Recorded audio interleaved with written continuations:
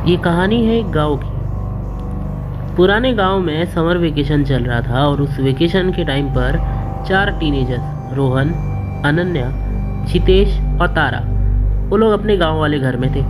लेकिन लाइट चली गई थी और चारों टीनेजर्स बहुत बोर हो रहे थे। उन्होंने डिसाइड किया कि पास वाले कुएं में जाके चेक करते हैं उस कुएं को, जिसके बारे में लोकल्स कहा करते थे कि चारों दोस्त उस कुएं के पास गए जो काजू के जंगलों के बीच में था। लोगों की कहे तो उसे डेविल्स वेल कहा जाता था, यानी शैतान का कुआं। ऐसा क्यों कहा जाता था उस बारे में उन्होंने इंटरनेट पे सर्च किया तो जो बात पता चली वो भयानक थी। रोहन ने इंटरनेट पे चेक किया और उसे पता चला कि पुरखों की माने तो ये कुआं जो था, जो काजू के जंगलों के बीच में था, ये कुआं एक डेविल्स वेल था। यानी इसके अंदर जो कोई भी देखता उसे अपनी परछाई की जगह एक शैतानी परछाई दिखती, अर्थात एक ईवल एंटिटी उस कुएं के अंदर रहती थी, जिसकी वजह से लोग जब देखते तो वो गायब हो जाते।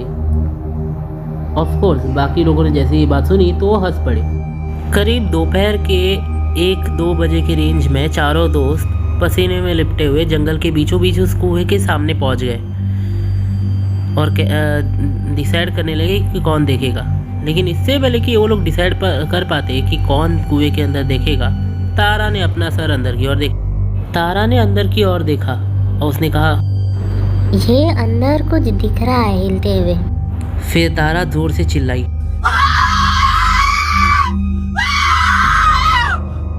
एक एक करके सभी दोस्तों ने, रोहन, जितेश और अनन्या ने भी कुएं के अंदर देखा तो उन्हें कुएं के अंदर चमकती हुई आंखें और काला बैकग्राउंड के अलावा कुछ नहीं दिखा।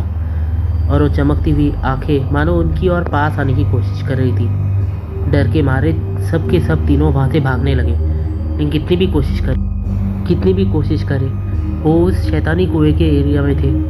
भाग भाग के कहीं भी जाए, घूम फिर के वो उसी कुएं के सामने आ जाते। और शाम हो चुकी थी और तारा गायब हो गई। उसके सिर्फ चप्पल बाकी थे बाहर।